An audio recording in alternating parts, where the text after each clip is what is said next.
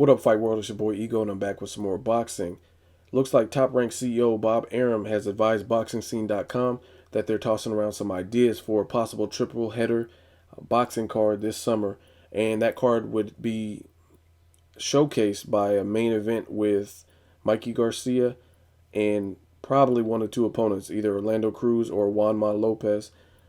Before that fight, the co-feature would be Gradovich, aka the Mexican Russian trained by Robert Garcia, who just recently won his title off of Billy Dib on an ESPN fight.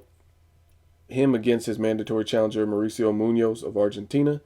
And to begin things, a heavyweight bout with Andy Ruiz and unbeaten Joe Hanks.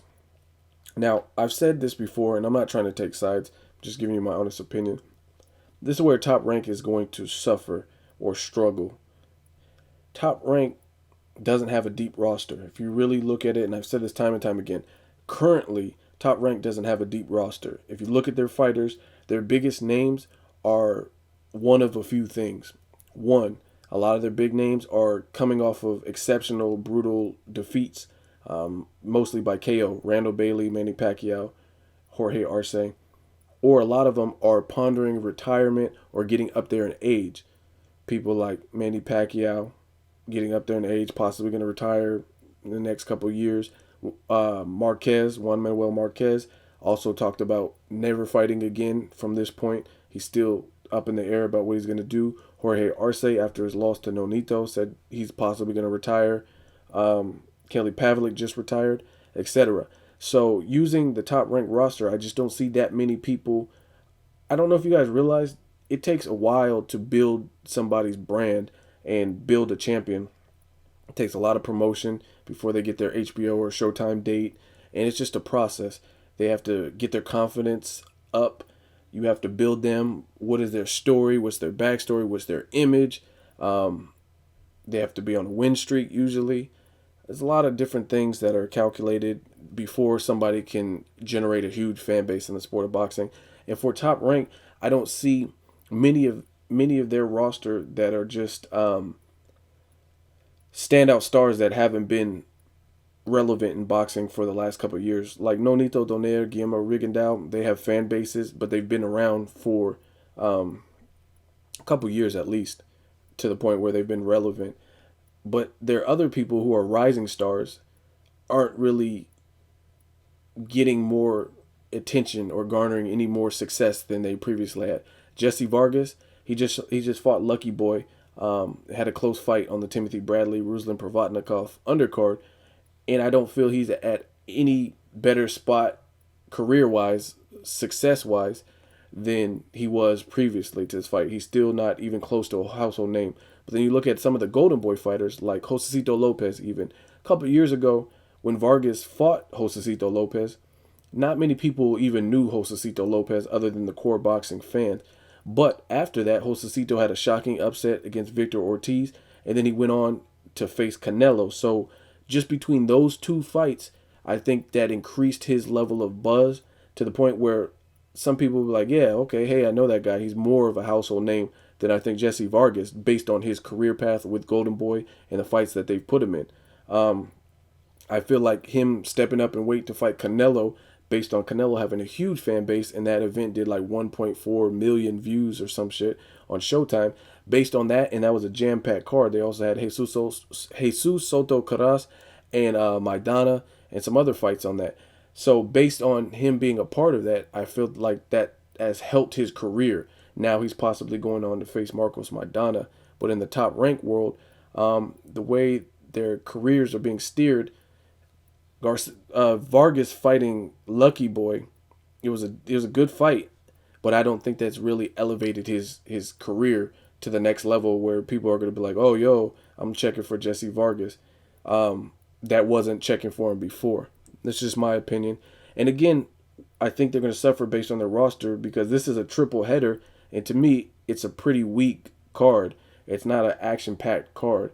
Again, if you look at Josecito and Canelo, that was pretty jam-packed, especially on paper, of a card. I knew Maidana versus Jesus Soto Caras would be a good fight. I was anxious to see Canelo and Josecito. And even if you fast forward to the future, Canelo versus Trout, I believe they have Omar Figueroa versus Abner Cotto, which is Excuse me, sounds like a good fight as well. Figueroa, he's been stepping up his competition.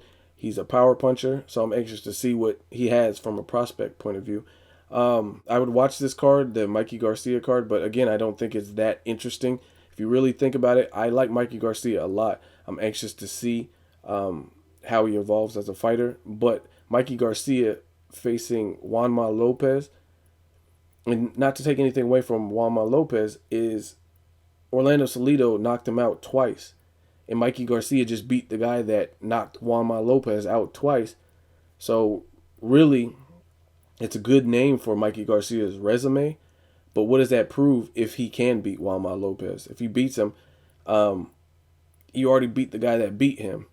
So I don't know how much that'll improve his standing amongst the boxing community, if that makes sense. Some people would just be like, oh, Mikey Garcia beat Juanma Lopez, but he's never been the same since Orlando Salido. So personally, I'd rather see a Orlando Salido rematch Mikey Garcia, or just because it ended in a controversial way, even though Mikey Garcia was dominant in that fight, it ended controversially. So I'd rather see that, or even a Gary Russell Jr. or Gamboa if they can meet at a catch weight. I don't really know what weight Gamboa was trying to fight at. I heard he was trying to go to 135, so I don't really know what weight he plans to fight at, but I think there's other matches to me that would be more exciting, and that's the main event. Again, I would watch it, but that would be the best matchup on this whole card. Gradovich, he was entertaining versus Billy Dib, but it wasn't, I don't know, Mauricio Munoz. I don't think that's that exciting, and we all know the heavyweight division is pretty much dominated by the Klitschko's. It's not really many other big heavyweight matches. So to see Joe Hanks versus Andy Ruiz, again, not that exciting. That's my preference. That's my taste personally. And again, I think this is where Top Rank is going to struggle trying to put together action-packed cards, whereas Golden Boy has a deeper roster, so I guarantee you they can put together some more action-packed cards. Canelo versus Trout. Just those two fights sound better than these three fights. Canelo versus Trout.